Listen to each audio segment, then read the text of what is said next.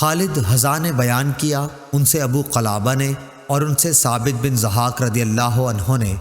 کہ نبی کریم صلی اللہ علیہ وسلم نے فرمایا کہ جو شخص اسلام کے سوا کسی اور دین پر ہونے کی جھوٹی قسم قصدن کھائے تو وہ ویسا ہی ہو جائے گا جیسا کہ اس نے اپنے لیے کہا ہے، اور جو شخص اپنے آپ کو دھاردار چیز سے ذبح کر لے اسے جہنم میں اسی ہتھیار سے عذاب ہوتا رہے گا۔ صحیح بخاری حدیث نمبر 1363۔